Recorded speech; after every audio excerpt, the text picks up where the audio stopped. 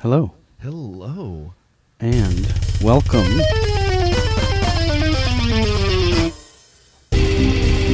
to the Podcast for Empathy and Imagination, Part 2, brought to you by Technical Difficulties. Hello, my name is Aubrey. My name is Drew Clark. I would like to acknowledge you for taking the time out of your day to find the second half of this episode today. So thank you all for being here. We are greeted by our special guest, Evan Jenks. Please, everyone, welcome Evan to the show. We're so Hello and Evan, welcome thank to you. my. We are literally extremely happy to have you here. I'm happy to be here. So we already did our check-in earlier, but we always like to give guests the opportunity to check in. So, like, how's it going? How you feeling? What's the last week of your life kind of been like? Well, I'm going to start right now and work backwards because everything's too loud in my headphones. I was wondering if maybe that could be one of our first things we do. Cool. That's way better. Cool. Yeah, the lead of the guitar was Oh, was it too quaint piercing? and interesting. But it was Right also on. like, Cool. You gotta, Okay. keep it awesome. It's all right. I guess that's something we should have worked out before. Hey, but it's live. That's how live goes. We It's some learned of what makes it magical. Like, for instance, I've been to a lot of juggling performances because of my partner, Memory, who's a brilliant object manipulator and dancer. And so I've realized over time that it's best if the super juggler screws up and drops at least once in the performance. It reminds gives everyone how- else the latitude to say, okay, it's okay if I make a mistake. Yeah, and it also like reminds us how fucking hard it is. Like, oh, that's really hard to do. Right, I would drop that a lot before. It's a cool that. idea. I like that. So, and then I heard this. So, like when certain tribes in the Southwest, like the Navajo, I believe, certain peoples like Navajo, when they would make belts or beadwork, sometimes they would. In certain cultures, they would intentionally include errors in the beading, and this was, like it's a symbol of many things. Tribute to the gods. Yeah, that humans work in this partial form. Huh. I support that. I say, give me imperfection every time. So, how does that relate to how you're doing? What's the reverse chronology of your check-in? Okay, all right. So that was recently. That was recently. That was last week that you saw that juggling. Oh no! No, just we were Wait, commenting is this your about. channel okay. here? Yeah, now everything's gone. Is that better? Take it up there. Stop. Cool. Right on. Thanks. Yeah, no problem. Let's see. How's my week? Or Work just is- general check-in. How have you Yeah. been since the last time No you were rules, on the really. show? And Yeah. anything big, Yeah, you've been with us anything new and before. exciting. If not, or if you don't feel like it, that's totally cool too. Let's see. Did you do another one of those ride-along get up at 4 a.m. things recently? No, I haven't. But I am planning on doing one next week. So next week I'm going along with a supervisor, and so I work at Ridealongs, trash recycling and compost in San Francisco, and so Right. I'm a route maintenance specialist. Things I do is dispatch work to people. I'm like part of the nervous system. I'm not. I don't, which means I'm part of the brain, and then I do make decisions, but I'm not supposed to make the major calls. I'm not supposed to just invent my own pattern of garbage collection or something. No. But Right. As in terms of like, if you poke your hand, the signal goes up to the spinal cord. And the spinal cord's like, I know what to do. Pull hand back.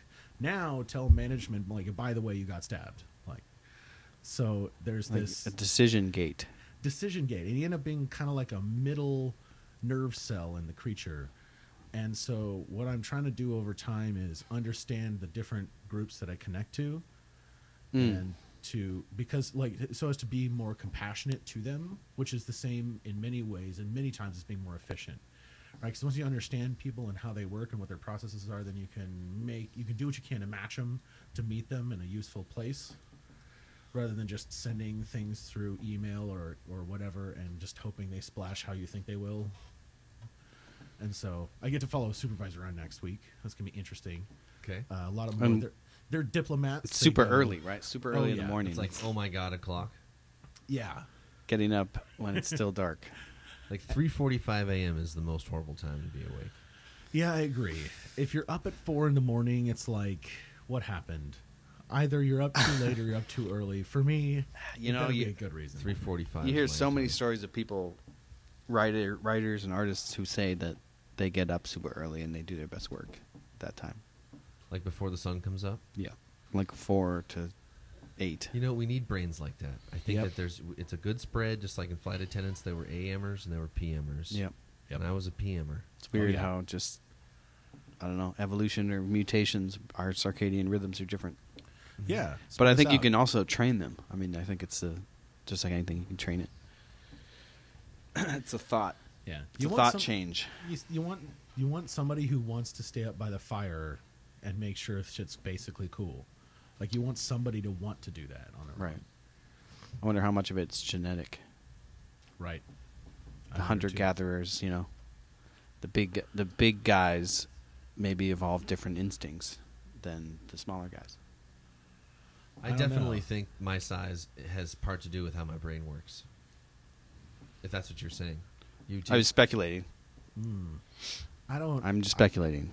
I feel like those traits are probably independent in the stream, and I've met big people who were, tender-hearted and calm, and I've met big people who were maniacs, and I've That's met scary. big people. But who there are were- like lineages of like big people and lineages of shorter people. That's true. So maybe they have different qualities on average. There would be something to say that there could be some. I don't know. predispositions, right? I'm just throwing it out there. That's interesting. I don't know. Yeah. Science could tell us. I mean, in the eventually. cave, I would probably be like a shaman or I wouldn't be one of the runners, or maybe I'd be a lookout or something. No, you would be a great runner, A actually. lookout or like a scout. There's a hell of Yeah, a lot of scout. gathering to do. Scout, dude, you'd be the scout. I would. You'd probably be like the guy for with the power spear. forward or Yeah. something. I would have probably hold the spear and run in front. You guys would but, both be like, out on the step murdering things, Yeah. and I'd be like, "This is the No. one you murder. This one. yeah. Okay, my job's done." He's over there.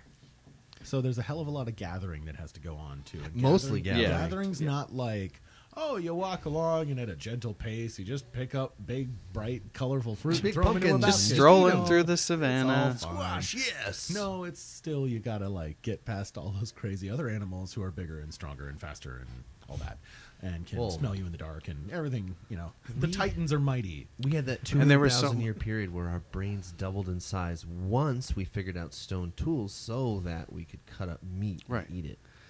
And imagine we could do that again.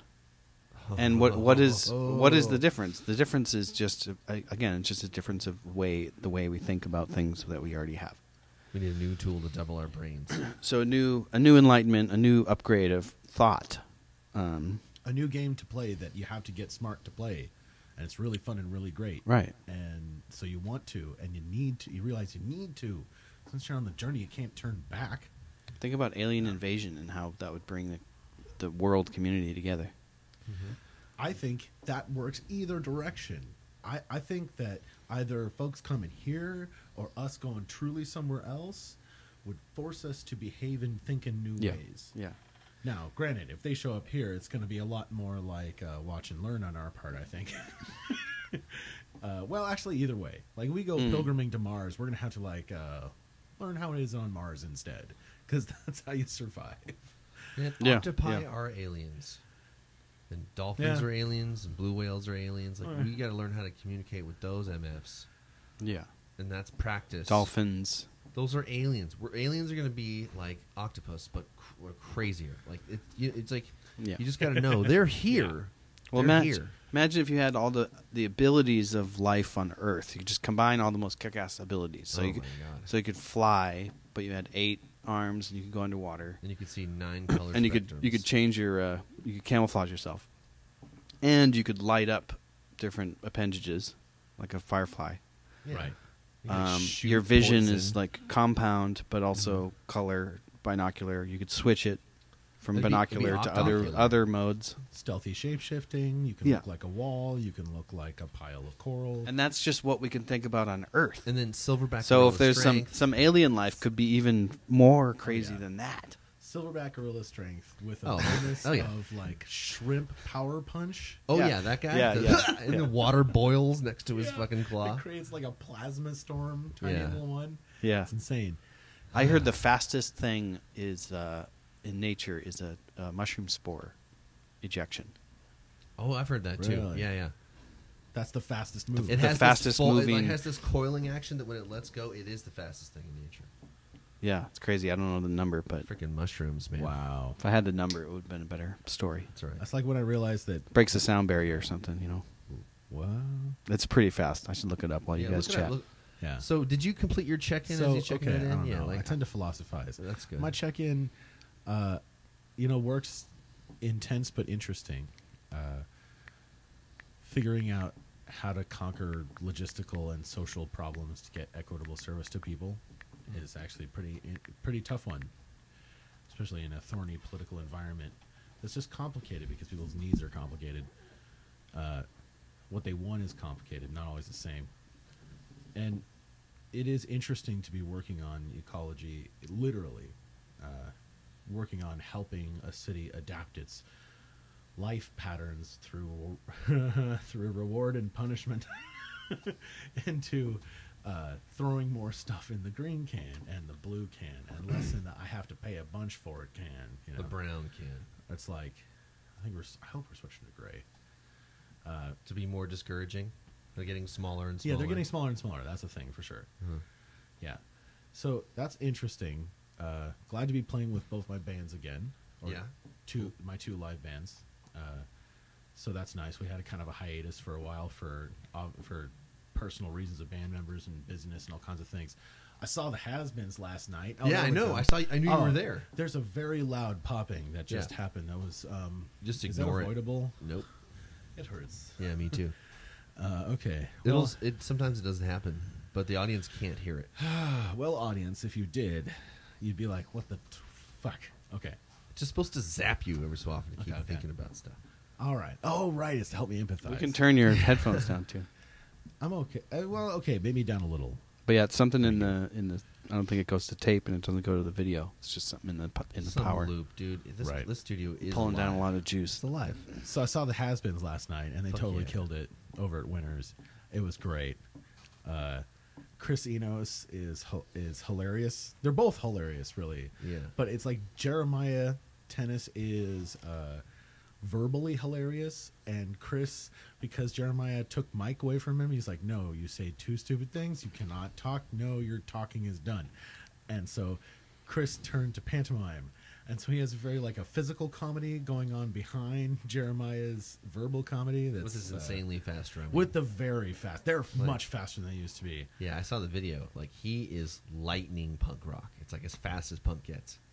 Well, it's fucking fast. Yeah.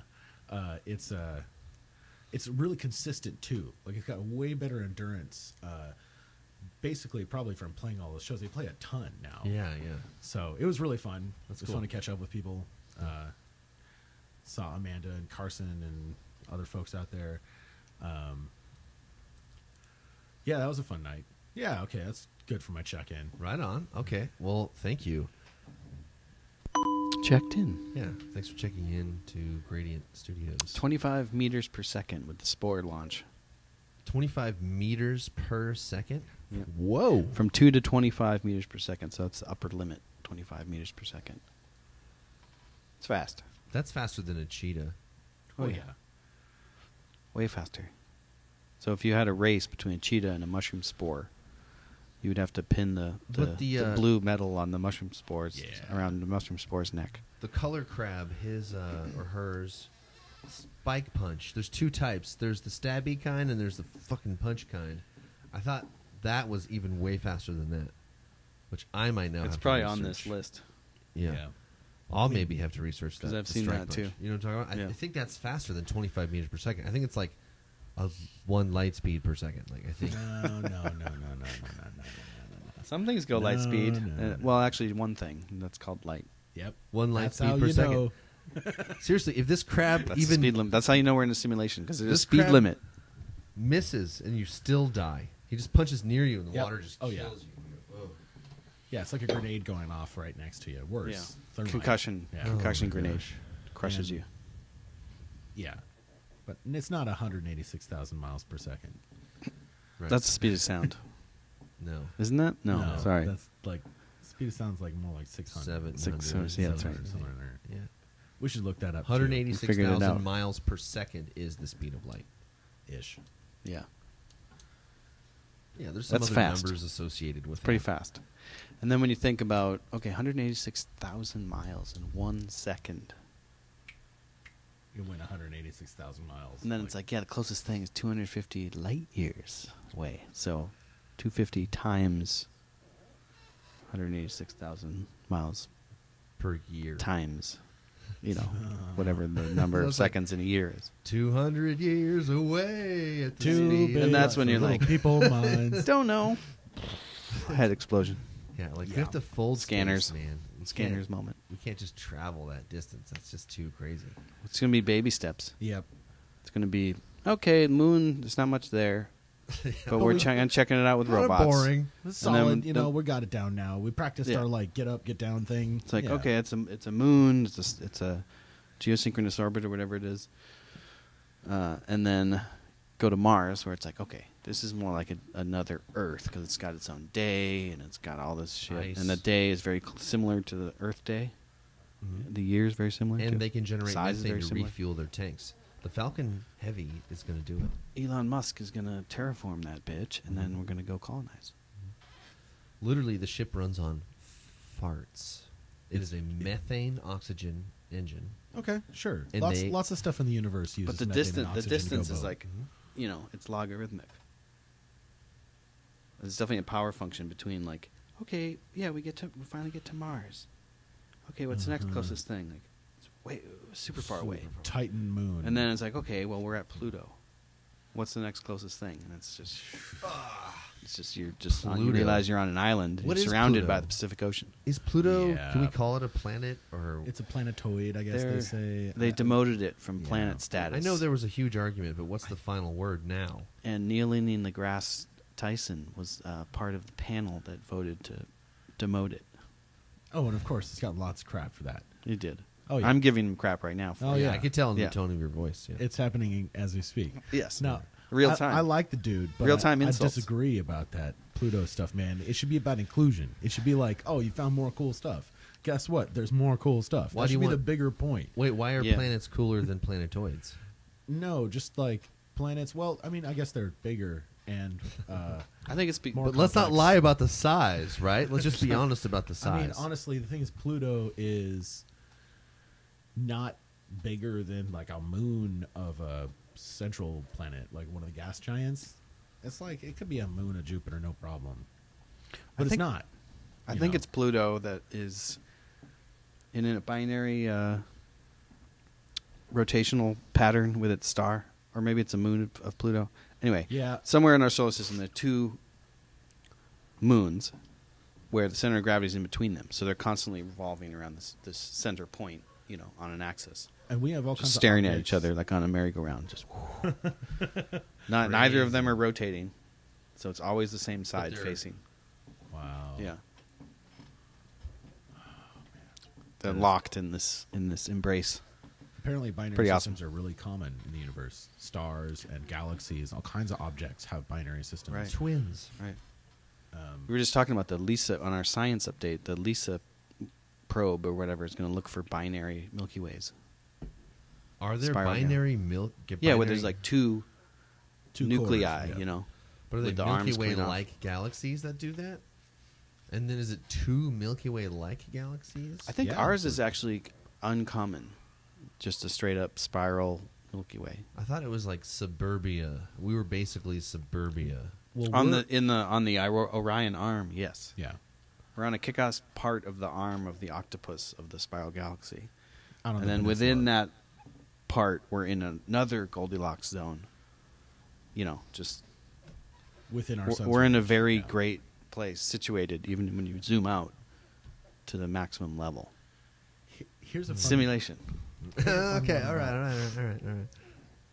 Here's a fun one about galaxies, and I thought this was okay. This is a story that comes to me from Chris Van Zanten, so shout out to Chris Van Zanten. It's a lovely story. Ideas.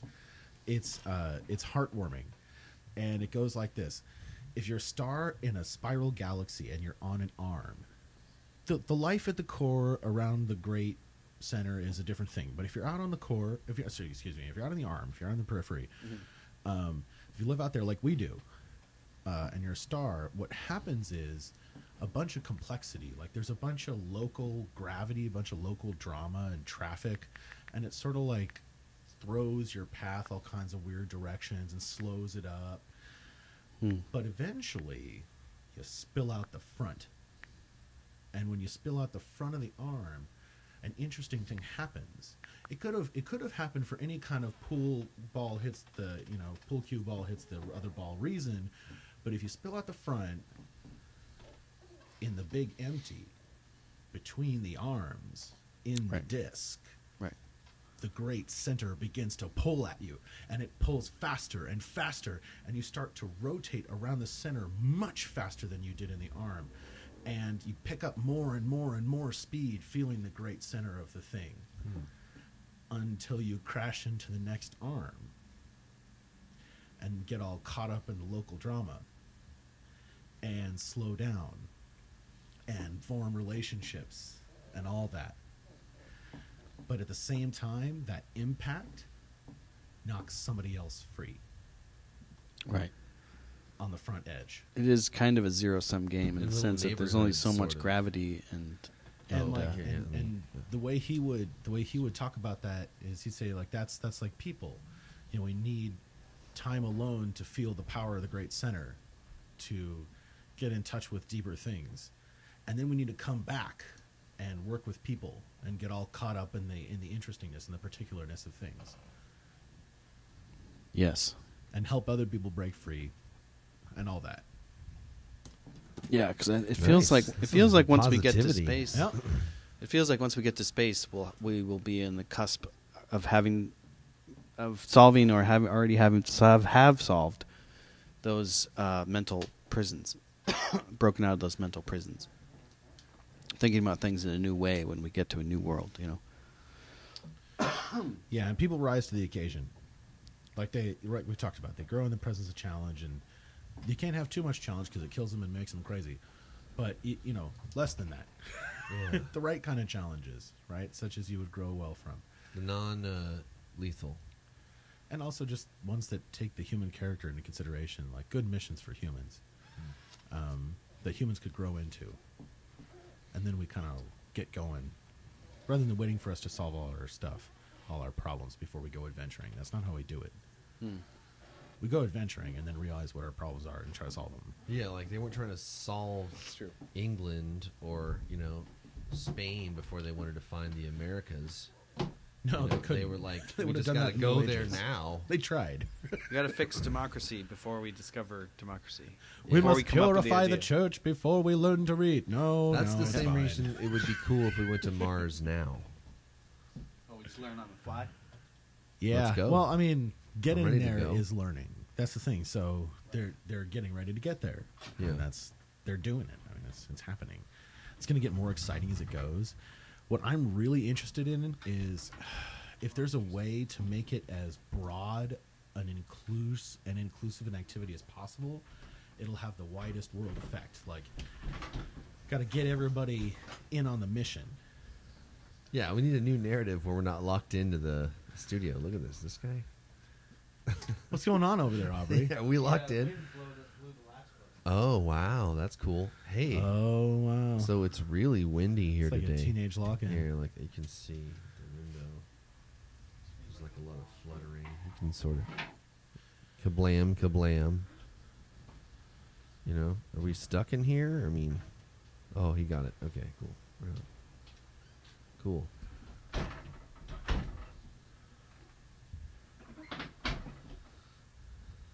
So, So, I don't know. Host, where are we going next? I've been listening to a lot of history-based podcasts. And I've learned a lot of exciting things from you over the years with your history degree and all.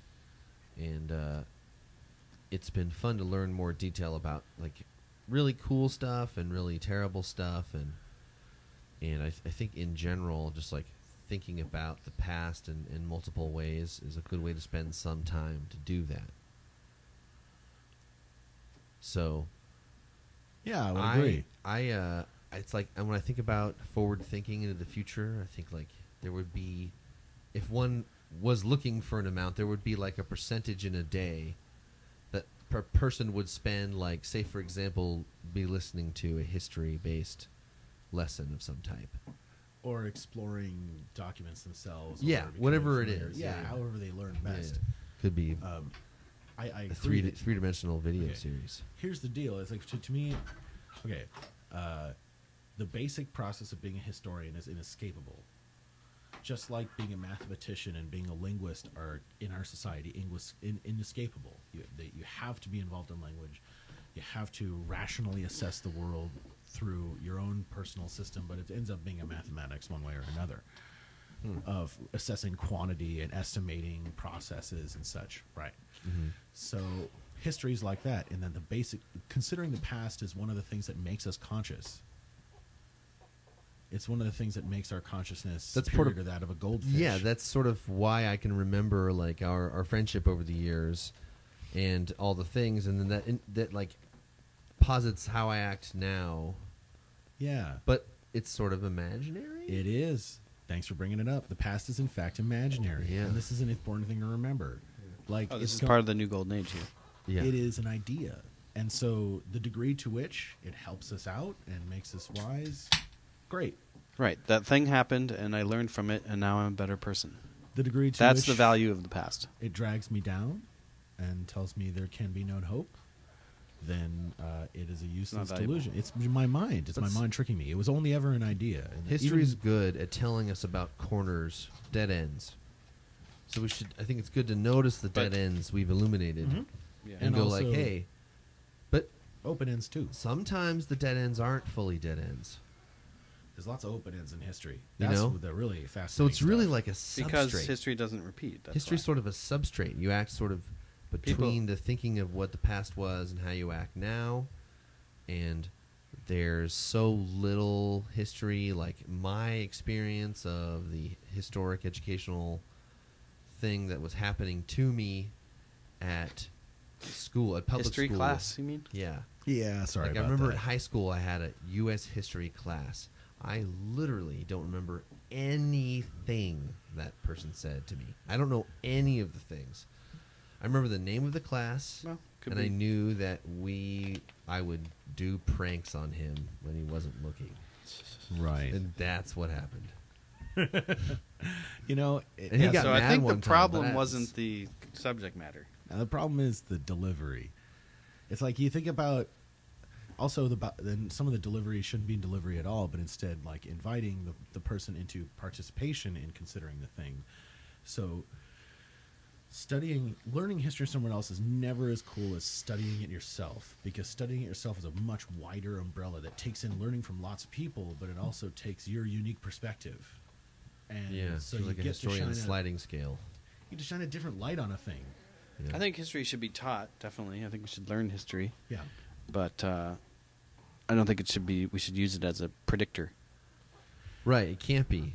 It can't be used It's as a of course predictor it can't. model. No, it works as a bumper. Like, it works as like a don't do this, but it doesn't work on the do this exactly. Yeah, it does, man. Okay, but the thing is, you guys are looking at it in a very literal, like, I would say derivative, like you do this now kind of way, and history's not like that. History is expanding your experience to include the experience of others. well, the history of people. I mean, people stay the same. People are pretty much the same, but history changes. There's no precedent for where we are right now in history. Some would argue Western civilization is the precedent. Right. Well, Maybe the cusp of the Enlightenment and is lots of cool but it's a moments metaphor. before. But it's a metaphor. It doesn't mean, I'm not literally walking around with a jerkin on and all that stuff. right? Yeah. So the environment and the context will always be different, right? Oh shit. Yep. Well, so the study of history Hang on. is... Hello? Hello. Hello? So many Hello? voices. Hello. Hello? Oh shit! Yeah, turn that baby down. Can you turn your volume down? You're on 3? Me?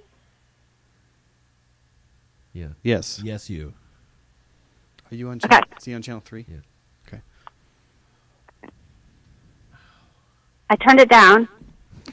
Okay. So you gotta turn. Yeah. you I gotta don't turn know that thing. why it's so damn Yeah, loud. Hold on. It is Could you so just do us a favor and make a small, quiet? Just go, hey, so we can just sort of like get the levels right.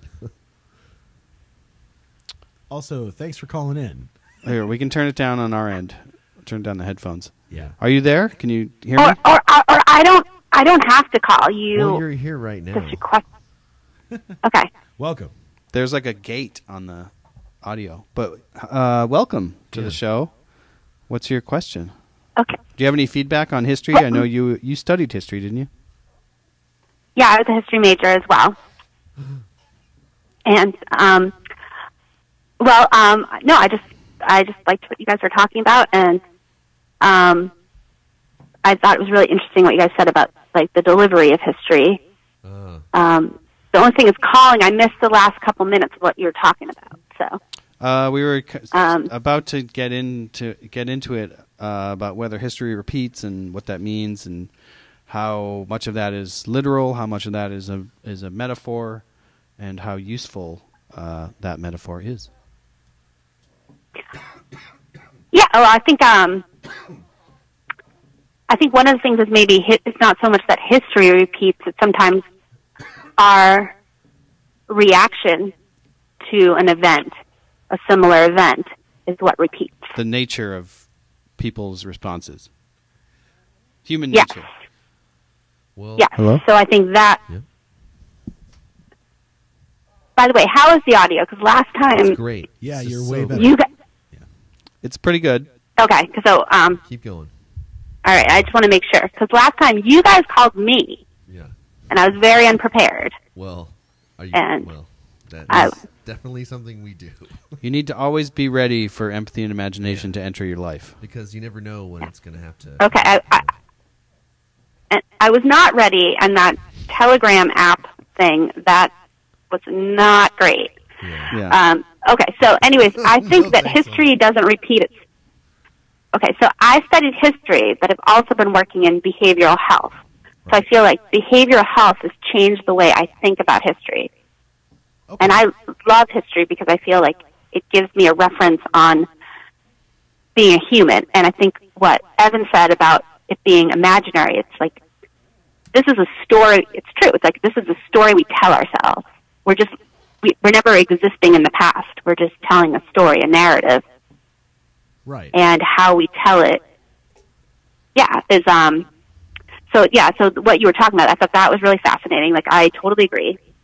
And I was very interested in, if you did want to talk about the delivery of, like, I think behavioral health has taught me that what we think of as teaching in schools doesn't really happen. So, but, I think Evan. but yeah, I guess think I Evan would say could speak to that for sure, because being a history teacher.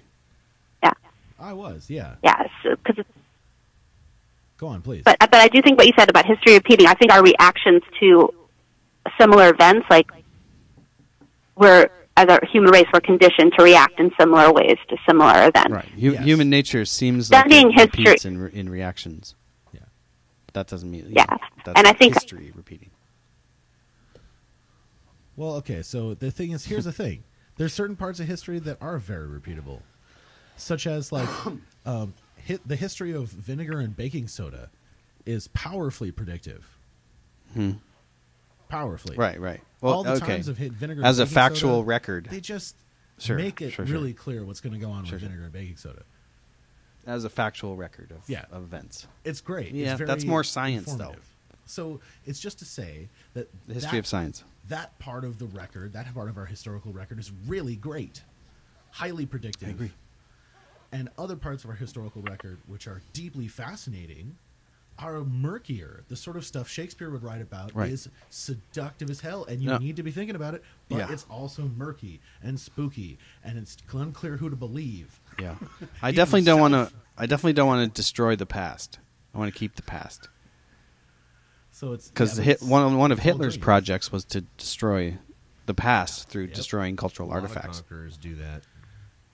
So, in that sense, I want to preserve the personages and the stories of history, but not make it a template for a mental prison that we say, oh well, this guy has a weird mustache, so he must be Hitler. You know, that kind of naive reading of history. That's what I'm against. Yeah, there's a lot of that. You know what I mean? But the, People- delivery, Yeah, In the news and logical. stuff. That's a logical fallacy. Yes, indeed. the delivery of history that I experienced in public school was so terrible that I did everything I could to block it out and just get the least possible ever at the last possible moment. And I know that Evan has taught history in a way that students have been very engaged. Mm-hmm. What do you think are some of the differences in history teachers who teach when kids are engaged? Who's that question to? You. To me, okay. First of all, you got to pitch it as like applied psychology. You got to pitch it as we're learning about people and how they are. We're learning from a different vantage point. We're learning by what they said about themselves and each other. We're learning for what we can learn about them looking at physical objects and these various sources. So this is a very important thing because we can have all kinds of theories about the world, but they're only as good as they're good. And history will show us how well those theories went in practice. Right. And that's very important. It is And like a laboratory environment for ideological experiments. Yep. And it's literally how it went, not how it should have gone. And so that's really informative, I think, to our other types of study that we do, too. It keeps us grounded. Keeps ethics from becoming fanatical religion. Keeps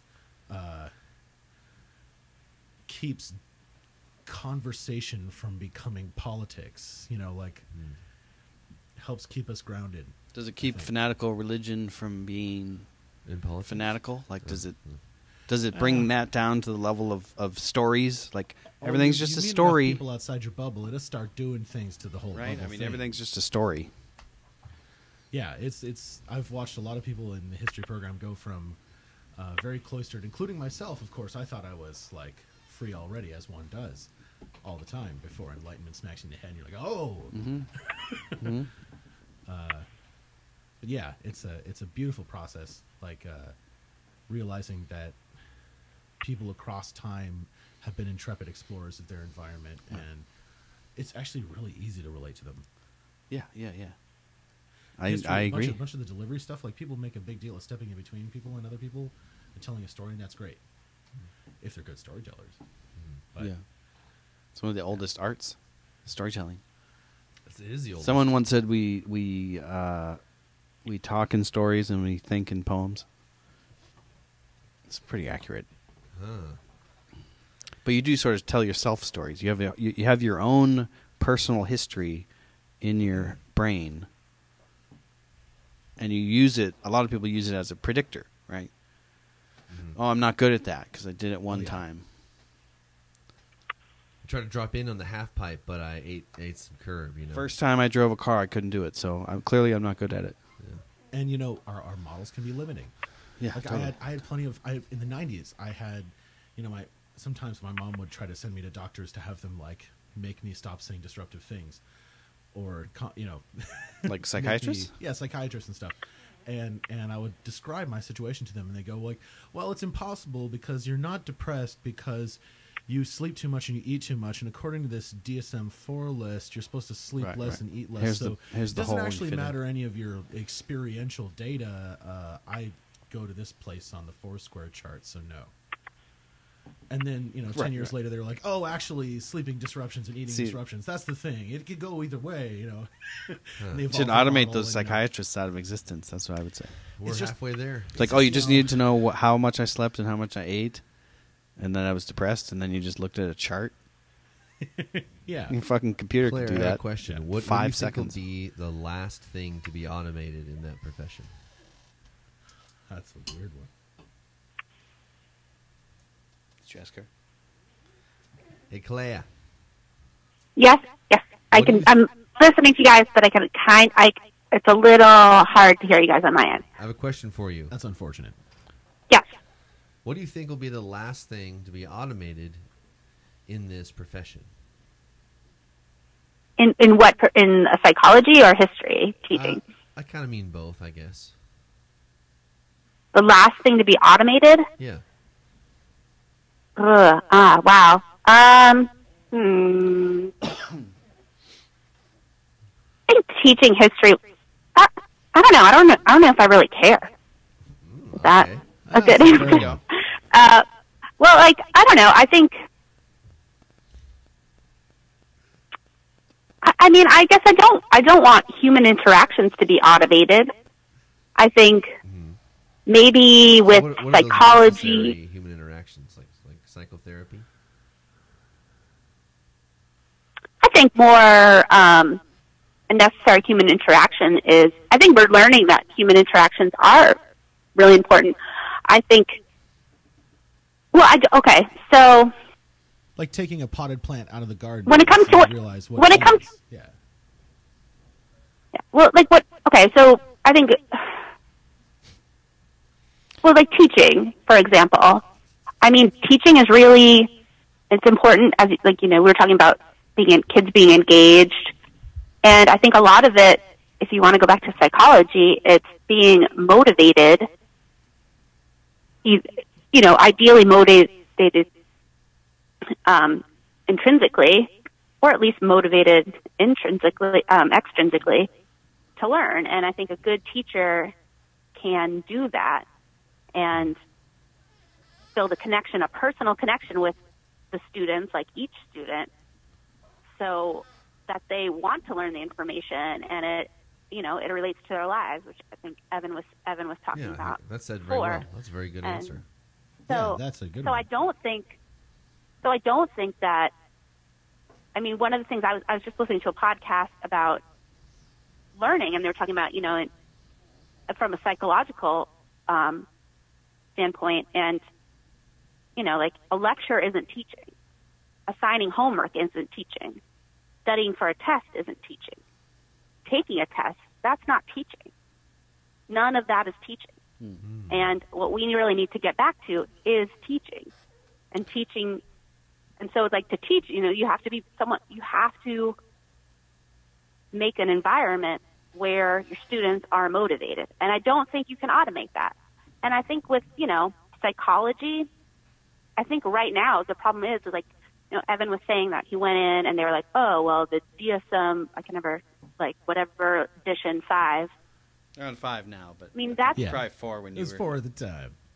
It's just hilarious. yeah. So it's like, I think we're getting to the point where we label everything, and that's just like, the label's useful to describe something, but it's like, like a person is having their own symptoms, and those are real.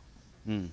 And just because it doesn't fit into like a label that somebody else, like a little description that somebody else wrote, it Classification. doesn't matter. You should go to a therapist and that they should treat you. So it's like, I think that actually Yeah. like being automated, we will get more of that if we automate that. We will get more of like, just imagine going to a self-checkout instead of a doctor.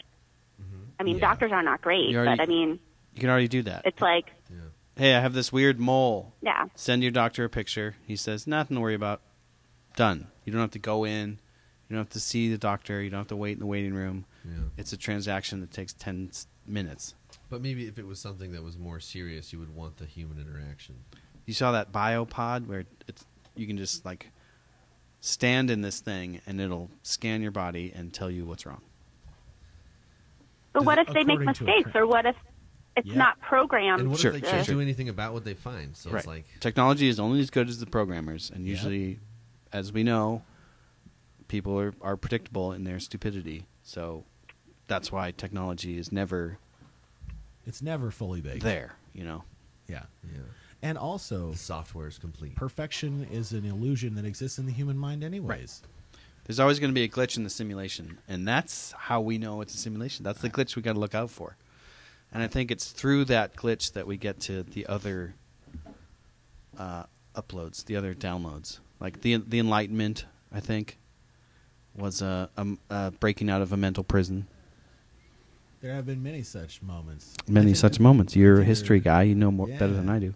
I think that, honestly, enlightenment is what human beings do. It's the full flowering of the human mind. Like, and I guess I would feel I'm in the most mystical traditions in that sense. Like, Seems it's- like the point, yeah. it's birds learn to fly, and human beings become wise. They just do it. They take a long time to do it. It's never done.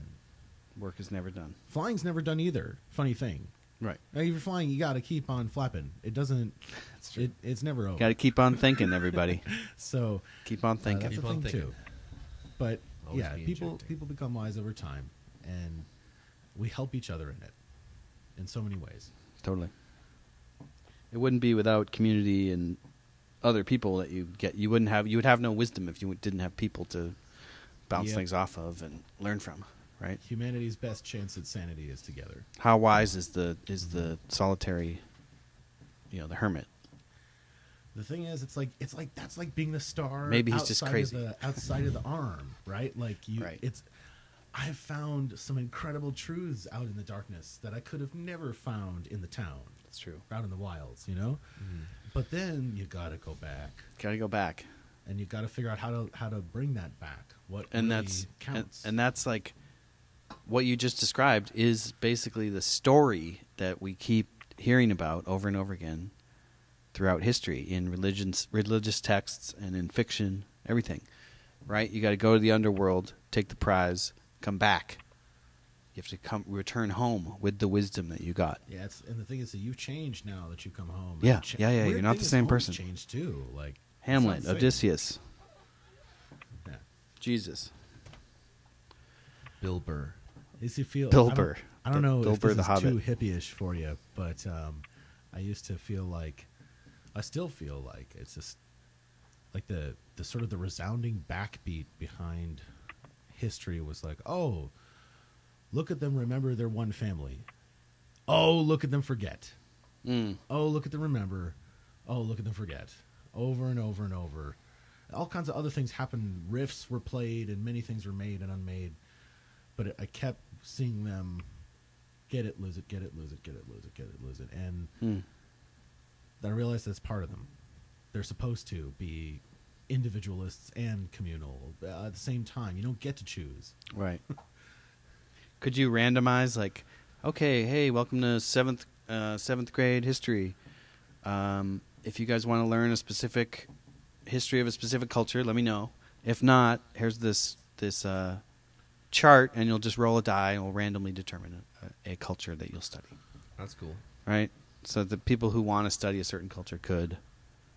And the people were just like, I want People to who learn a new don't know, thing. Yeah. just get a random. Let's read about a new something. thing. Yeah. You know, there needs to be a good dose of that, but there's also another thing too, which is like, it's good if you're the master to put the apprentice through kinds of breadth they wouldn't usually do. Right. You want to give them stuff they want, and you want to give them stuff they wouldn't have chosen, but man, it'll make them broader thinkers. It'll make them fast to listen, slow to judge, and that's great. And so, and it's a lot of times those weird, like sometimes I would take classes. I don't know if you feel this way, but sometimes I take classes because I knew I was going to knock it out the park. I was like, oh man, I love this.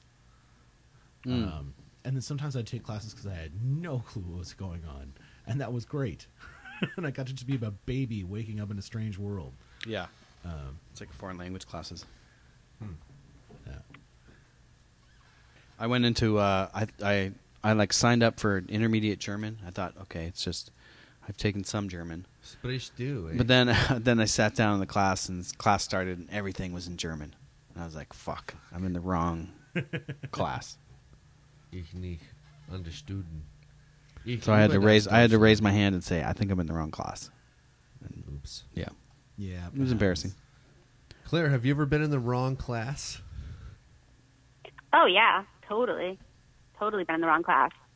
But I was thinking this week about one of the right classes I was in. I was thinking about my old history teacher who was the uncle of one of the Beastie Boys. He was one of the best teachers I've had. And I remember he taught us the word sabotage, like where that originates from, which I thought was funny. Then, like a couple years later, Sabotage? The Beastie Boys Sabotage song Right. came out. Well, that was but a yeah, I've sensation definitely when been it in the came wrong out. class. What is it? Oh, I was just saying that song was such a sensation when it came out.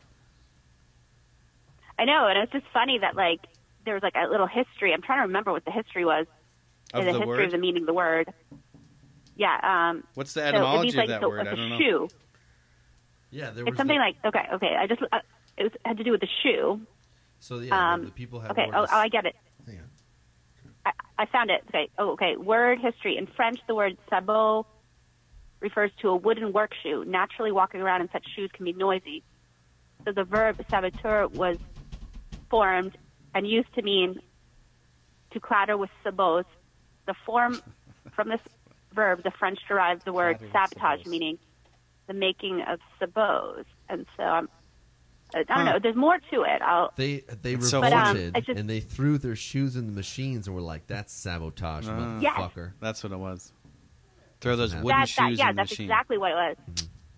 Oh. So he taught me that. Ça, c'est He, très he bon. taught me that story, and then a couple years later, I heard the song "Sabotage" by the Beastie Boys. So it's like Ad Rock's uncle told me the story, and I totally bet. Like, I just want to know, like, did he tell that story to like his nephews? Right. Hope so. Right. Probably did. And Yep. then I Either don't know. way, it's evidence of the simulation. So I disagree, but yeah, it's pretty cool. it's coincidence, Right quinky on. dink. Good it answer. is. Well, I Wow. guess. Oh man, yeah, that is cool. That's a really nifty story. I had my history teachers were Mr. Heenan, Mr. Lewis, and Mr. So Heenan, Mr. Lewis, Mr. O'Brien. O'Brien? Yeah. Chief O'Brien? No. And yeah, I was always more interested in science than history. You didn't pay attention in I history can remember class? more science teachers than history teachers of mine. I would think because they made it more participatory, Yeah, like dissecting frogs and shit. or like I loved you it. do this thing, see what happens, and tell me.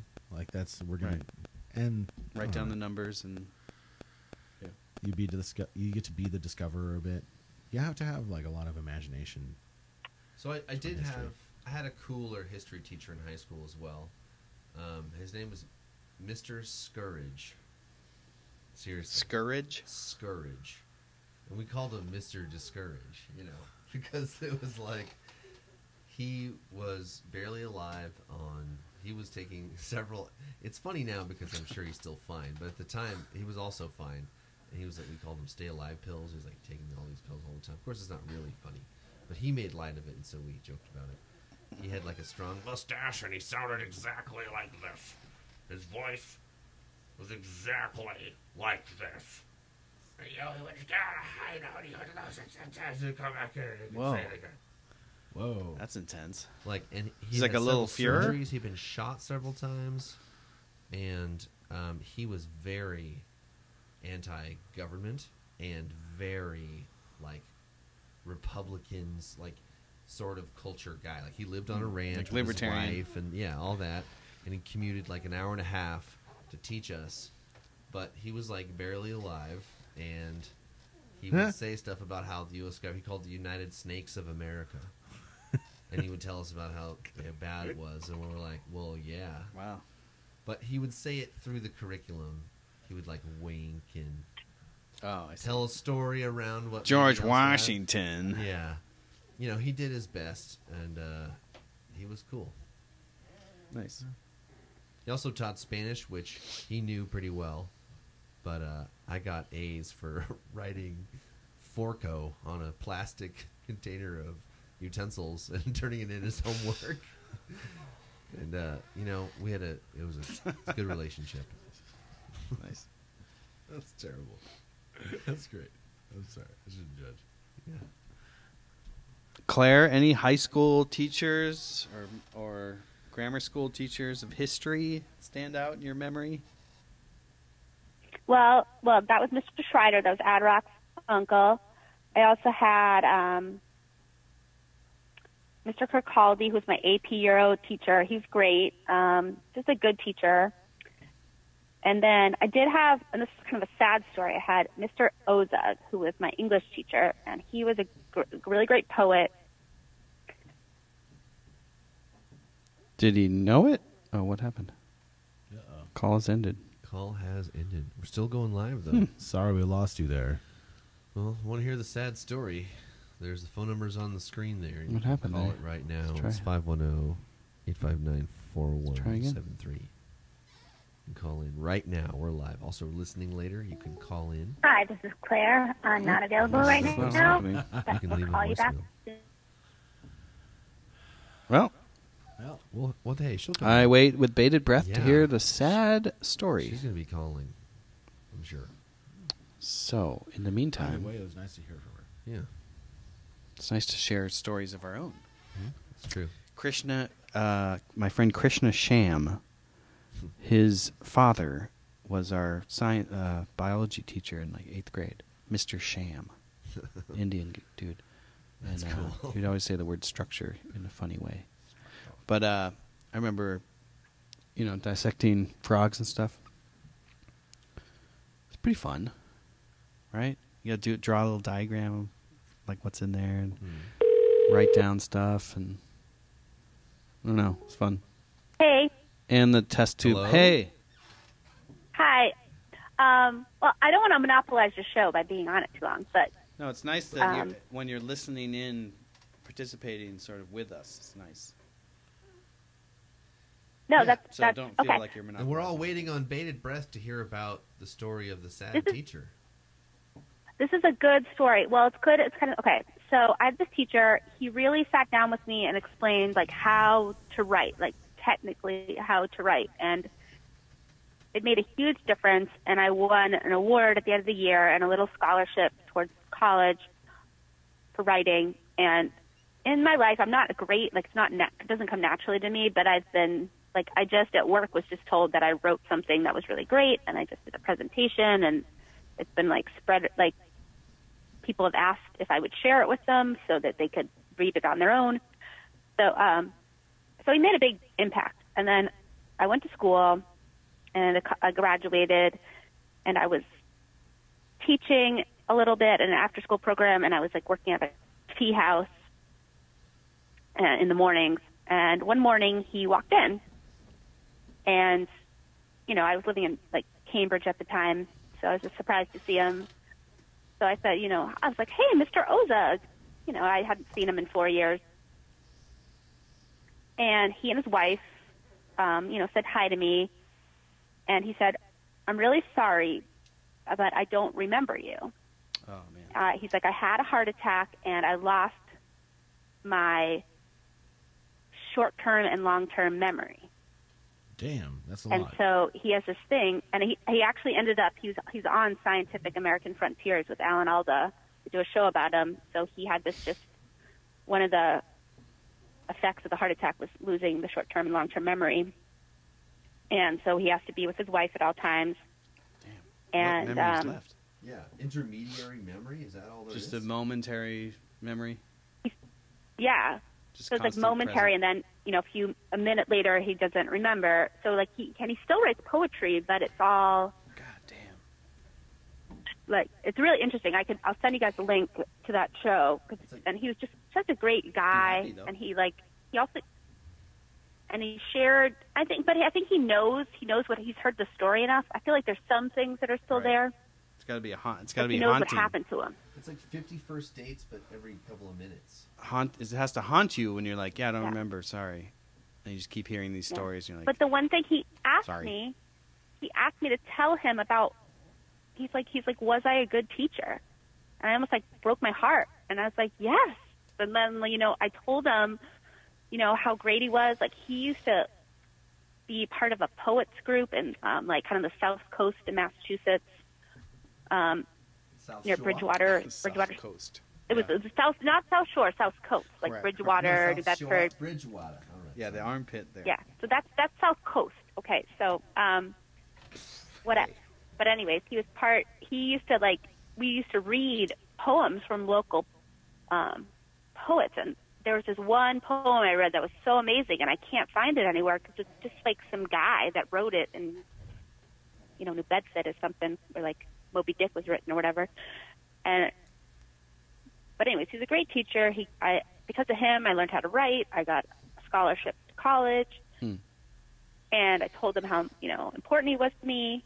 And then he totally forgot everything I said, and Right. I gave it to you. At least you got to tell him. Yeah, at least for you get to hear it. however long he cherished that story, that memory. Yeah. So Damn. Wow, that's cool my story. Holy Yeah, it cow. is. Thank you, Claire. Cool, dude. Did you hear our science update about galaxies and black holes? Yes, I did. I don't understand all of that. I did like the question about whether a planetoid, why is a planet better than a planetoid? Yeah. It's okay to just be who you are. Yep. You might be a Even if you have- planetoid or Right. a planet. And a regular orbit. Be what you are, but Be what just you a are. label. You can be cool. You can have a whole village on an asteroid. Fuck it. Yeah. A small moon. These are just words. These are just labels that we have. Right. They don't really, Labels correspond to their abstractions of, or thought is an abstraction of a word. Every word is a metaphor. So the new Enlightenment, the new Golden Age, is we break down those metaphors and we release ourselves from the predictive prison of the past. Ooh, I like We that. cherish the stories of the past, but we come up with new models of the future. Yeah, and operate on them. Yes. I guess Execute. that's always what we're doing. Right? Trying to use the past but not be captured by it. Trying to think better. Yeah. Dream of a good future, one that we could get to, one that's worth going to, and we could get to both. Well, Claire, Yeah. I really hello. I also want to be conscious of your time, and Yes. I'm really grateful for you calling in. I really love your stories. You're funny. They were and good. Cool. I so love it when you call in. I hope you please keep calling in. That would be my preference. okay. Also, so I will call in, Yeah, and I was going and to I will let you return to talking to Evan, and I wish you all a good week. And, yeah, and I want to hear more. I don't know what this new Golden Age is, so I, as an audience member, Okay. want to I- learn more. I wanna what be this new educated, Golden too. I Age don't know. Maybe Yeah. Aubrey has to tell us about the Golden Age. Well, the new Golden Age, and this isn't all my idea, of course not. There's a lot of other thinkers. But just changing the way, realizing that a lot of the problems that we have are problems in thinking, not problems in technology or infrastructure or logistics. The technology's there, the food's there, everything's there. We just have to think in new ways about problems that we once thought were intractable, and we'll come up with a simple solution. I agree. That's the Golden Age. That And I sounds- hope everyone That's here, like teasing. everyone listening can get on board with that, because it's only going to make everyone's lives better. Yeah. Don't disavow All right. the past. We don't throw away what we've learned. We just think about new ways of asking questions like, well, is it that we want to... Did everyone having access to clean food as a human right, how does that sound? Just that. And then I think the resources are there. I think the technology is there. It's just thinking about doing it and doing it. If that's what we agree. I is the agree. idea. I think most people would agree clean food for all people is probably a good idea. I felt like, I don't know if have you guys seen the new Avengers movie yet? No. I haven't seen it yet. Hey, don't spoil me. Oh man, I can't even talk about I've this. only heard good. I mean, I've heard mixed. I've heard mostly good positive. things. Yeah, Mostly positive. But I things. haven't seen it yet, so don't. So I'm I'm not so gonna- out of the loop with I'm this not- shit, though. Okay, I'm not gonna give away the ending or how it goes down, but it's like I will say, the villain Thanos is a very uncreative person. Okay. Like seriously, it's one of those hell bent for destruction kind of character developments where it's like if you were to really think that through a little farther, you could do way cooler stuff then. Yeah. He wants to. He's like, oh man, the universe doesn't have enough resources for all these beings, so we're just gonna kill half of all beings and then like good to go. I get that. And the thing is, like, I'm right there with you. No way. So okay, so he's like, okay, I have to get all of the Infinity Stones, and then once I get all the Magic Stones, then I can just do it. Thing is, by the time you become God, you should do something more responsible and kill everyone. You should, like, you know, half of people get to your job and like make a universe that works better. Like, you know what I mean? Like, get creative. Oh, you could just make enough resources for everyone. Oh my God, because you're Right. God, right? So like, why are you settling for this? You could Holocaust be praised. God, You when could be could praised just- instead of condemned. Yeah, you could be praised for all the right reasons. You know? Better to be what is it? What's the phrase? Better to rule in heaven than to. I don't know. I don't know how that one works, but it was probably a good phrase at some point. It's sort of like, I Give feel like me. you didn't think I'm through. I'm definitely like. Give me a boring. If the hero is boring, that's fine. Give me a boring hero. Give me an interesting villain, though. I want the villain to be interesting, because I want to. If I'm really gonna hate this guy, Yeah. you know, there's got to be some meat there. It can't just be, his dad was killed, and so he's gonna get revenge. Yeah. That's every movie now, and it's like, come on, His dad was killed. give me some interesting villains. So it's, yeah, I think some would say that the alchemist would say that the hero and the villain are shadows of each other, and that the story cannot Right, be right. told The yin and the yang. without those two snakes duking it out, Yes, and that these are the the hero is wrong This is and the hero's villain journey, is wrong. But it's how they Right. interpret it that shows their true colors. They both get right and wrong in the process of the epic. yeah. The beauty of Hamlet is that he is his own villain. He has like other pretend villains, but they're Yep. paper tigers. Oh, yeah. Polonius, Claudius, they're all just Ophelia. They're just like mirages. Illusions. Hamlet is Hamlet's villain for sure. Yeah, his own relationship to himself is the villain in the story, and I'm not sure he's even a hero because he's both. Right. And that's his whole thing, is pulling the conflict into himself, Yeah, trying to be the whole spectrum, trying to be his father and the new world, trying to be all of it. and Falstaff is the other mega Shakespearean character who's basically a ribald. He just wants to have fun the whole time. He's totally at peace in his own consciousness and his own relationship to like thinking and experience. Hamlet is restless in those same relationships. Do we got more? We get more galaxy talk, or I think another sounds good? Yeah. I have another sounds Ooh, good. let's do his other sounds good. And maybe a word from our sponsor? Oh yeah, I need to make some new commercials. All right, let's try this one.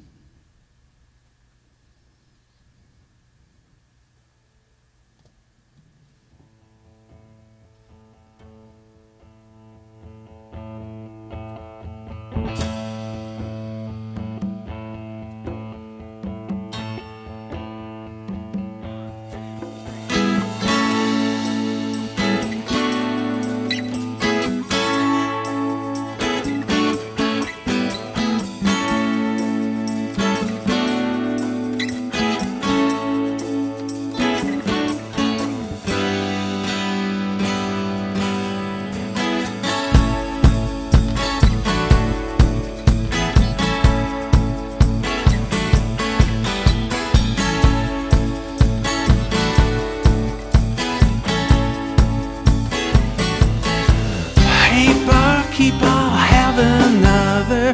Pour it right in my hand. This heart's a dice I've rolled with now every day for years. These shadows are hiding in x-rays. Put your nerves in a sling. Been slinging hash for 30 years. Makes me not wanna think. Messiah, 'cause I'm always in need. He runs in all these family trees.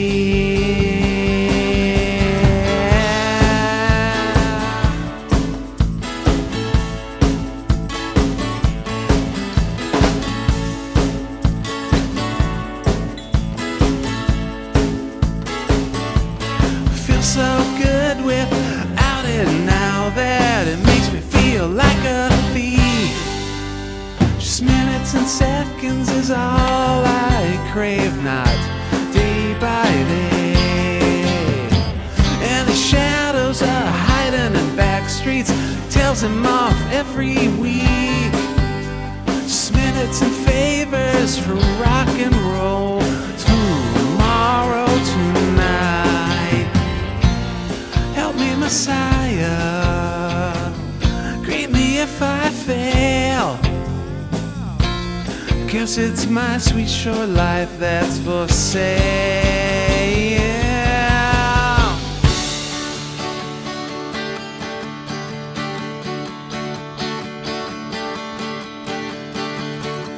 I confess to repress my nature, my reward. Past tense is a sword. I profess to repress my nature, my reward. Past tense is a sword.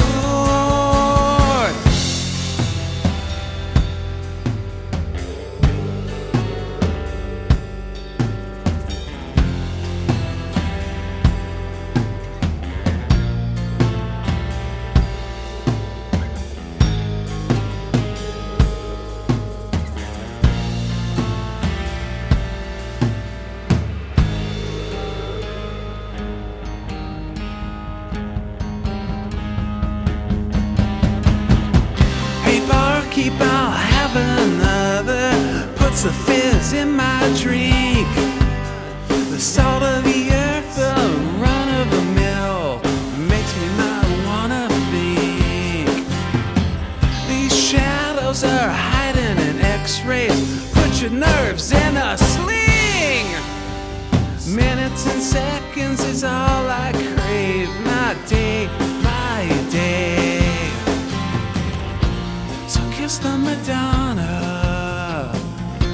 be always on time.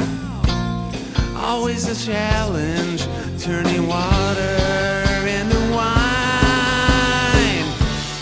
I confess to repress my nature, my reward. It is a sword.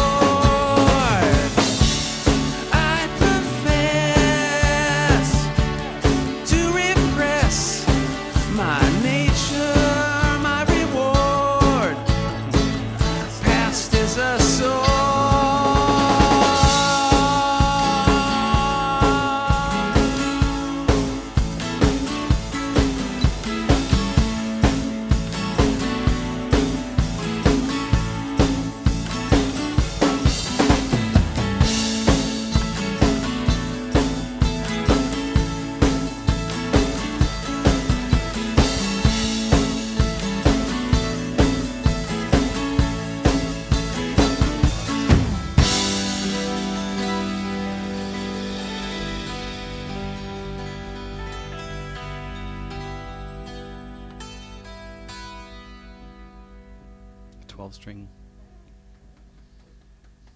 Thanks for listening. And the vocals are very present in that one, but the bass sounded pretty good. You get a feel for it. That's not even mixed. It's just raw, bounced tracks. Right. Yeah, as it goes. This show gets the pre-stuff. That's what you get when you're on the show. You get the early stuff. That's the first anyone's ever heard this. Just live. I didn't even hear it when I played it. Who did we just hear? That's my other band, Orville. And we were just in the studio Monday and Tuesday of last week. And that was one of the songs that we did. Okay. good. Freaking giant electric spider. No. Just Orville. That's Simple. Yeah. And on point. And yeah, so we did that in the studio. It's obviously not done yet, but it's pretty close. It's like 85% done. And Right on. there's that pop again. Thanks for sharing it. Yeah. Not the pop, but the pop. Right. The pop. Now a word from our sponsors. Okay. If our sponsors are you there? Well, Okay. Hey, Mom, what's for dinner? Well, I was thinking of making some gelled meat casserole. But we had that for breakfast. Well, how about a nice big stack of salt pancakes with melted gummy bear sauce? But we had that for lunch today at school. Okay, honey, how about a couple of bowls of mayonnaise ice cream? Cool. All right. Yippee. Can I have the poison ivy flavored ice cream? You sure can. And dirt fudge. Yep. Oh, Mom, food's the best. Food's the best when it comes from Final Corp. help us slide mayonnaise onto food. Final Corp. It'll Yes, be fine. indeed. Thank you. I feel like others have worked on that front already. Helping us I'm slide sliding mayonnaise onto on the food. Sneaking mayonnaise into my food. Sneak- That's definitely Help us something. sneak mayonnaise Well, into buns. Final Corp. Something that happens to be in the one of world. their slogans is "Help us slide mayonnaise onto food." That's right.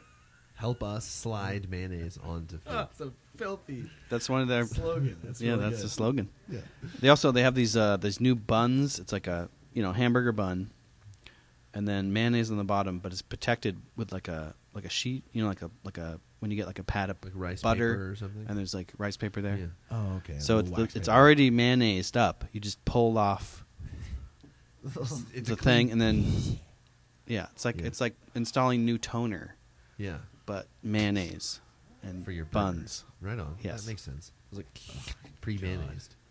pre-mayonnaised. I bet the bread's Ooh. probably a little moister than usual. God, Eventually, it might kind of become more of a liquidous state. Probably the bread would become. I think does the CIA know about mayonnaise torture yet? they Like, there just- was They a are statement. already implementing it. Mayonnaise is by definition a public torture Right, for information. right. Just That- talking that's about it that's long what enough. It is. It's Talking just about it like, long enough Oh becomes my a- god, a it's the torturous worst food ever. subject. Okay, I just have to say it for all the sane people out there. Most people, I feel, dislike mayonnaise, or at least the ones who are correct. There are a lot of it's a What? Everyone loves. it's a very mayonnaise. No divisive way. topic. It's a Either divisive people topic. love it or they hate it. Oh my god, it's the worst food that other people have ever tried to convince me. Like, no, it's food. You should try it in this. You should try it in that. Like, I mean, I've had other gross stuff, but nothing is ubiquitous and as horrible. It does. Mayonnaise is an essential food. It's almost like Mayonnaise- theoretically it's disgusting, Well, it's but in basic practice, elements. practically it's like fine. It's unifying. No. It's salads. It's not sandwiches. fine. It's- But when you think it's- about the recipe, it's all Oh, kinds of it's- things. It's back to front bag. Mayonnaise is a universal helper of all things. It is my favorite condiment. well, it's a lubricant for sure. It's a lubricant of all types of foods, and it's a substrate Yeah, for decomposition. amazing flavors. So, like roasted Poison ivy. garlic mayonnaise, garlic. for example, something I personally like. Final Corp doesn't do that. They do have barrel-aged imperial mayonnaise, which is, of course, available in oak or in cherry Sort of cask. like a So, blackish, brownish, rot substance. well, think of it as barrel-aged. Rich. So, yeah, it's Very pretty rich. dark. It's a dark brown, and That's it is fine. thicker. Okay, right. Okay, Yeah. it's thicker. Are It's there a- chunks? It does ferment in the process a little bit. Not So, a lot, just It'll a little. fight you though. It's It's fighting like you. the fudge. No, it's probiotic. The fudge of just barely. mayonnaise. Yeah, and it's Horrible. it kind of tastes like Kentucky bourbon. Except for it being mayonnaise. That would be Right. actually pretty tasty on a burger. Yeah, if you were to slather that on a toasty bun, and then take a big old juicy of raw red, purple, cold beef, and just kind of have your teeth bite through that little bit of lettuce, A which raw was harvested steak recently. slathered with Oh, mayonnaise. disgusting. Just bite it. Yeah. Yeah, you So- know what, guys? Sounds great. if we, the thing is, like, it's fine. If we Sounds encounter this great. in the wild, I'm not going to fight you for it. Right. You can eat the mayonnaise-covered raw, cold meat, Mm. and then have gastrointestinal problems while I continue the adventure. That's fine. I'll also have some kefir, and it'll balance out. Okay. How about this headline? Simulated moon dust leads to cell death and DNA alteration, study says. A new study suggests that moon dust can be damaging to DNA. So we're going to go straight to Mars. Skip over the moon. We go straight to Mars. Skip it. We start building brick structures, airtight. Damaging to DNA. Wait. Is there any more on that? Can you read anything It makes else? sense. I can pull up the article. Sure. Yeah, would you? Because I'm curious about that now. TheSpaceReporter.com. Look how Lots windy it is. of dust is actually quite coarse or quite sharp at its molecular level, and sometimes it's its most sharp at that level. Sometimes the geometry of a molecule is such that it is at its most violent to everything when it's really, really, really, really small. Well, here you go. Do you want to read some of this? Oh yeah, I can do Or I it. could show, I was You, gonna. you read it. You I'll have a read it. lovely voice. So some of this I'll summarize here. Astronauts hoping for extended stays on the moon are going to be disappointed. Right? That's the human angle to the article. The meat of the article is that when inhaled, moon dust can be problematic to health, and it can cause cell death and damage to DNA. Now, what does that mean? Moon dust can destroy the cells or damage DNA of people who have inhaled it. Bummer. Very small particles in the breathable range can interact directly with cells. Yeah. It's a very brief article. That's basically it. It's limited examined simulated moon dust, so it's not even actual moon dust. And I'm sure they're simulating it. even actual Simulations moon is a dust? good topic. It's a vast topic. Because that doesn't make any fucking sense. No, Who no, cares? think about this. People are constantly simulating other shit. Think about how Why the wouldn't playa reality be a feels. shit? Think about how the playa feels, right? It's not toxic. Yes, it is. Not to Playa me. is toxic, regardless of anyone's emotions toward it. to It me. has a toxic effect on receptors and organic bodies. I don't know, man. It feels like life shampoo. I don't know. Sure. The thing is, lots of soaps are toxic. I Lots guess. of things are toxic that we love. Like I wouldn't want to right? be there It's for not 10 the only months. bad quality in a substance, right? It's not like it's not a total lose. It's a degree of toxicity. Well, some of that is because it makes the playa a horrible place to live. I mean, let's be real. It takes a lot of human effort to make that place wonderful, and humans are amazing for doing it.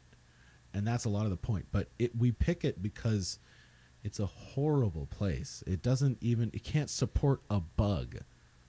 Yeah, not for Like very long. not one without humans and all that caravan. No, it'd die.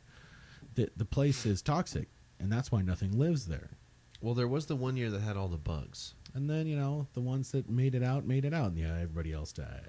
Well, all the bugs died, but there was a late bloom in the there was some rains, and so there was like They were taking photos of bugs all over camps Oh, and yeah. stuff before I got there. And they're like, oh no, bugs! But Rebecca was like, oh no, bugs! And I was like, they'll be gone by the time we're there, and they were all gone. Yep. It was all death, but they were there. Yeah. No, people pass through. Right. So it just means like the moon's like a rougher playa. All right, let's party Right. there. It's just maybe we really got to party indoors when we're on the moon. That's what I'm saying. Maybe it's like you're in the dome You only. well, there's making several domes. you Yeah. know? Yeah, but you're not like out on the trash fence. No. Well, Not with unless you got your suits suit on. Yeah, you get. But you got suits to on. make sure, and it's on you if your suit breaks and you inhale moon dust and everything That's the sucks. desert. I mean, it's yeah, like, you might get some people probably get a little moon dust on purpose. You're right. They're like they just want to feel that pain. I think some people would. some probably people would. probably would. People would probably die from it too. Well, I might just tap a little on my forehead or something. Yeah. Like that, rub it in the beard maybe. Maybe there's a little bit that's cool, Right. But yeah, it's just a rougher Appreciating playa. dying on the moon. If Burning Man moves to Dying on the moon? and there were giant domes that Burning Man could just have on the moon instead, then we could, the moon dust would replace the playa dust and toxicity. Yeah. The thing is, though, the moon dust is next level, though. That's like, Well, yeah. he said that it's toxic to cells. Yeah, so it's more toxic than the playa. The playa is pretty damn toxic. In the sense that, it can't support a single bug Well, you long don't know term. if it's more Yeah. toxic or not, right? You don't know. Well, there's no air on the moon, so that's a big problem too. Yeah, right. That's my favorite, oxygen. Yeah. Send some robots to Mars, then we start doing the terraforming. That takes 50 to 100 years, at which point we're fully ready to move in. We just move in to a new condo space, Yeah. Just like on Mars. Terraforming's That's what it would be. Just like this, like 10 by 20. Yeah, it's like, oh, it's windy. Here's your spot. It's because the terraforming is still going like that, so it's going to be another 10 years of windiness. Yeah, I would Because wanna put my things are little still house in a settling. different But place. basically, you can, the air is breathable and you can live and do stuff. The thing is, just getting the air breathable. That's not a small feat. No. You just need massive That would probably take farts. 50. That's what's going to take the longest. That's going to take 50 years of just 50 to 100 years of just mining and processing You got using it. robots. Got a big production too, because the thing is, Jupiter steals atmosphere from Mars every year. Mother We've all seen fucking Total Jupiter. Recall, so we know how the science. Right. That movie was very accurate. There's just a reactor, and you just start the reactor, and you have air on Mars Yeah. in like No big 2 deal. minutes, 2.5 minutes. Take a couple No, big but old breaths. It would probably be robot miner stations that would set up, dig, and process what they dug up for 50 years. And just pumping- feeding those into organic structures that would process them into finer things. AKA pooping, Yeah, farting. Establishing photosynthetic organisms and CO2 in the atmosphere. And it would take. I mean, it would take a long time, but imagine how awesome that would be. I'd bring Things chickens. can go wrong. Because you could just do it. Then you can do it to any Goldilocks zoned world. It's like True. a grab and go solution. Yeah, we can. Yeah, we'll We go would learn there. a Set lot up a from new playing Earth. with Mars. Done it before. Oh yeah, we would learn a lot. As long as we can stay alive long enough to cooperate long enough to get there, which I think is definitely that's possible. the trick. I fear sometimes about that, but like the constant TV show of our lives now in Western America and the late capitalism near the summer of 2018. There's a strange land afoot, and it's confusing.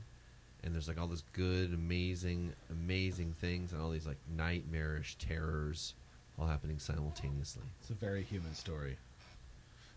So like maybe the golden age includes like recognizing the horror and acknowledging and compartmentalizing. Yeah, the there's horror. always going to be horror. But you can't like not have you can't pretend. You can't just throw it in prison and have it get finished and better, and then release. It's like you have to do something else. Yeah. Maybe that's part of it. People have to move on. Yeah. Well, the yin and the yang says that we cannot operate without the other, and that inside each of us is the other, right? So that's a good. That's very much a system, a symbol and system of cosmology. Well, a successful system at that, Yeah. I'll say. And it's funny because Buddhism lines up like point for point with the whole simulation hypothesis, right? It does. You're sort of trying to live your best life, and if you fail to live the perfect life, you go back on the wheel and you're reincarnated, and you come back as something else, retaining some of your previous history. That's Buddhism, right? I mean, There's not all good deal Buddhism, more and, to it than and that. being very But that's some pithy of the, about it. That's some of the retraction, regrab. You've been retransmuted. I think that one of the reasons that Buddhism sounds to us like in the same territory as discussing the world as a simulation is because Buddhism is good philosophy and psychology. Yes. And so the human mind, no matter how we define external reality, I definitely am flying a simulated sensory experience. Like, even if I'm going to be like a very literal material reality guy, and I'm not convinced, but if I were to, I still am simulating the world in my brain. It's quite literally a simulation. Yeah, you can only see Yes, with your yes. eyes. And so the kind of the good tactics, Your reality is your reality. My reality is my reality. They're totally different. But but at the same time, there's ways of having an adventure with a mind that tend to work for some people and not others. People have different ideas about it, but like I think Buddhism speaks to good or accumulated thought to be good mind practices that would be good no matter which direction your journey went, and some thoughts about where journeys typically go, etc. But I think it definitely. Well, I guess at certain times when I've been in the pit, Buddhism has been the only major belief system that had the courage to look at the pit with me and just sit with me and look at it and go, yep, it's that bad. Yes, Yep, suffering makes exists. sense. Sorry. Yep. Not even And- sorry though. Not even the sorry. Just yes, suffering is. exists. Look it full in the face. And also, the practice of what learning means, learning in an uncertain world, learning in a place where the past and the future are imaginary. What is it? What can a human being achieve? What's a good thing to achieve? And how even through all that mix, like love cuts through it all. What's a good thing to achieve? That's a great question. And compassion becomes the thing that brings the monk back to the world, that turns the shaman back to the village. And goes, oh, I know how it is not to know. Oh, they should know. It would be better. I'll go, even though it's weird. And I think we all do that for each other. Yeah, shaman's pretty cool. I agree with everything you said too. By the way. It's really interesting to see the Buddhist monks go across East Asia and Central Asia, especially to me, because in Central Asia they make friends with all kinds of pagan nomads in like Tuva, for instance, who find it perfectly sensible, who are like really big fans of Buddhism and have abandoned none of their religion at all, and see no conflict. And they build Buddhist shrines, and they're like, oh yeah, he was a great shaman, clearly straight from the gods. Because he said all this amazing stuff that really helps with life. And that was the proof, right in, and the fact that people had thought to pass it on, they also thought was lovely, so they can return that compassion and pass on the good words. That's cool. But they didn't. It was all wrapped into their stories and the way they thought about life. And when the monks taught it to them, they didn't say like, "Oh, your version is bullshit." They said, "Here's a story. We made it just for you. It's a fake story, but we made it for you." Yeah. And it would be all charactered with their stuff. Right. Is that like skillful Very convincing, means? very persuasive. And I liked how they didn't claim the story was true. To me, that was a big deal about the simulation. Huge. People make it true on their own. Right.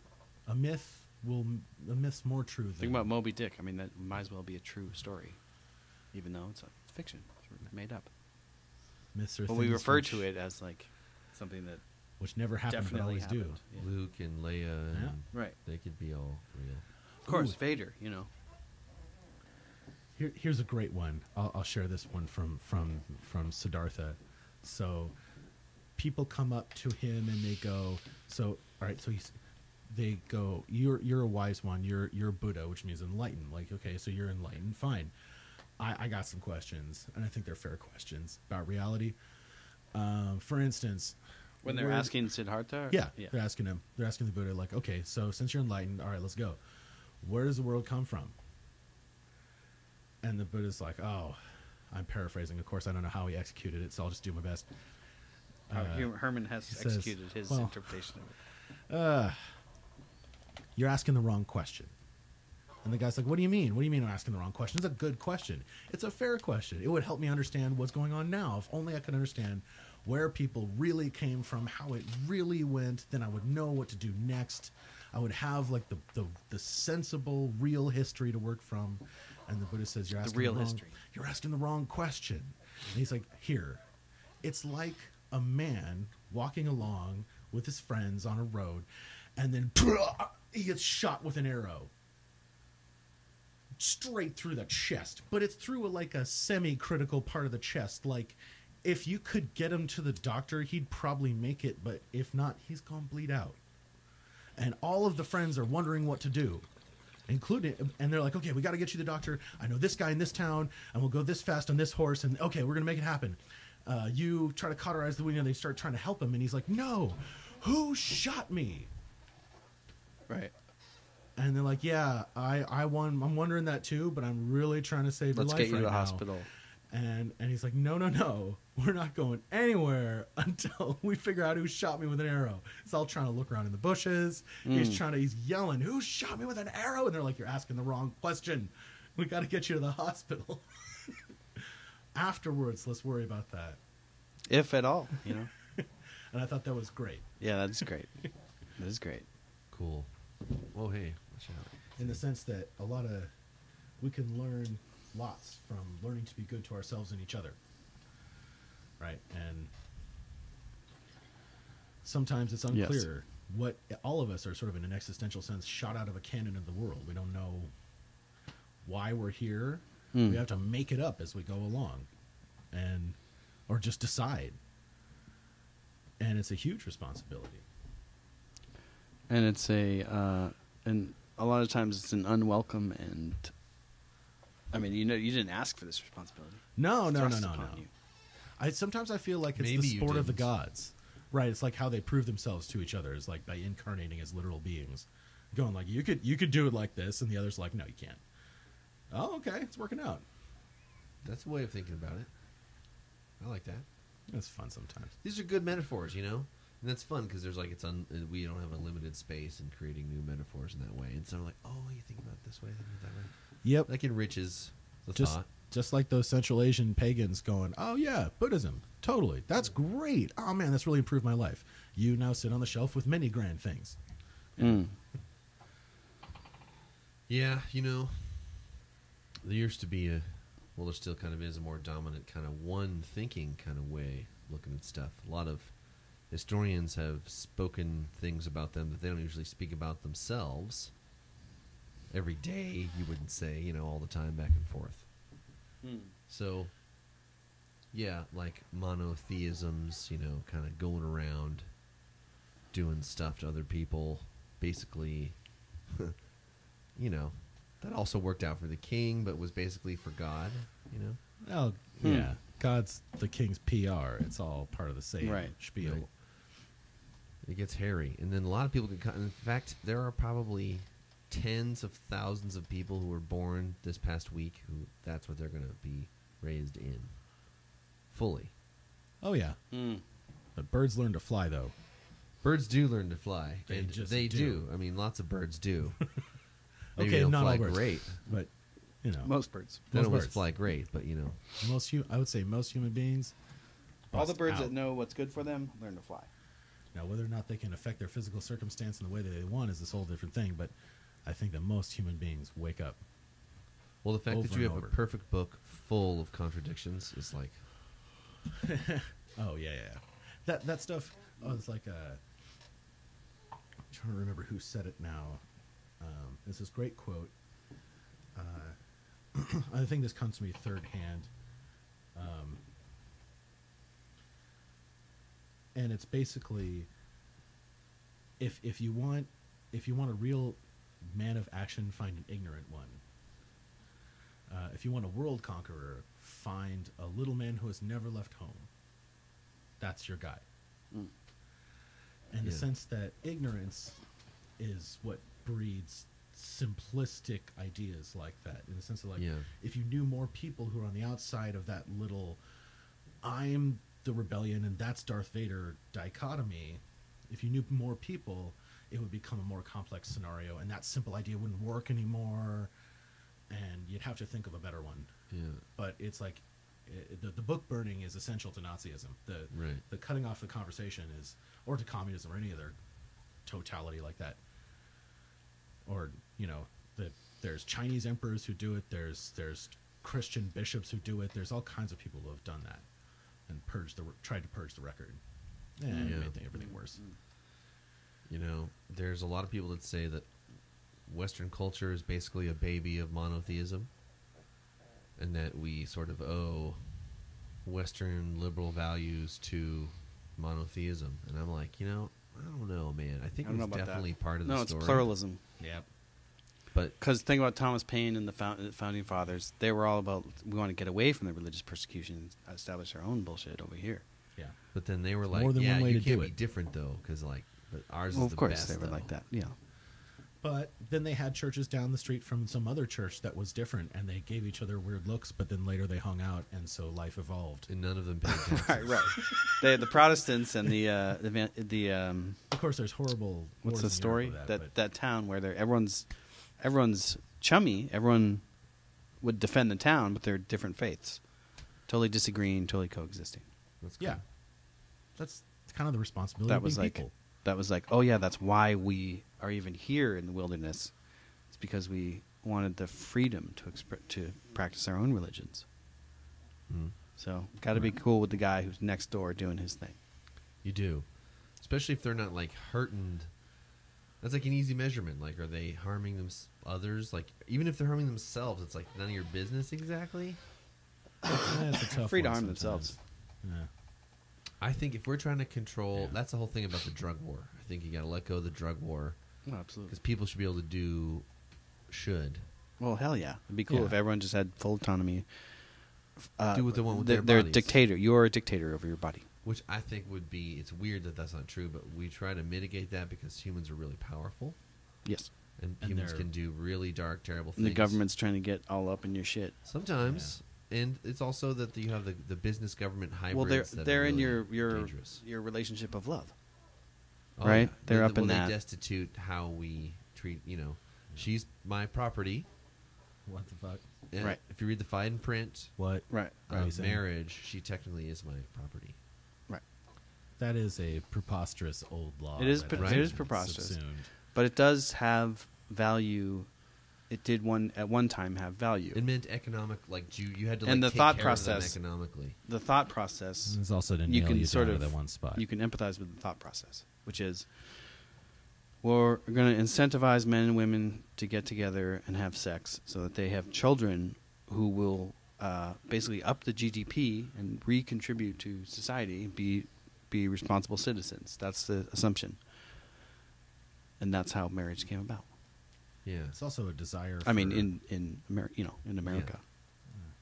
But I don't know how I feel about marriage, actually.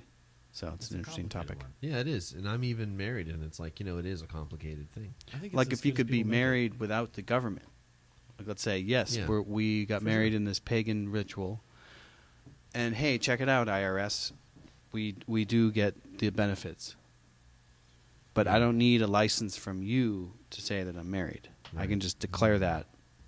Yeah, if the judicialness went the other way. Yes. Like you provided them with You what they provided needed them. to You know. told them what's up. Not Yep. That, I would prefer that. Yeah. not you need a marriage license. Yeah, It's it's like like, driving what? a car. It's like having a motorcycle or driving a car. Yeah. Having a wife. Same deal. That's not. It doesn't make sense to No. today's Doesn't make sense. life. The new golden age will do away with such ideas Like that. because they will be sent up into the free marketplace of ideas where people will be thinking about new ways of thinking about ideas, Idea sex, yeah. and it'll be idea sex, an idea orgy. Global idea orgy. And I think, we could have a new enlightenment, a new renaissance. Where it's like, yeah, holy shit, yeah, it really is all in our minds. Well, Right, the original enlightenment was like humanism, a very kind of human-centered universe. And I think we'll transcend even the physical part of that and just say, yeah, the physical stuff is great. It's just our mindset. We gotta Mindset we gotta matters a upgrade lot that. more than we have taken into consideration. Maybe. That's just my... Yeah, I think Me talking. I think it'll be a hilarious, enduring thing where human beings continue to develop in their minds and appreciate what their minds do for the world. But the mind won't be able to live without the world won't be able to live without the mind in some weird way. I think that consciousness is gonna be is here to stay. in greatest physical problem, reality. greatest problem of our age.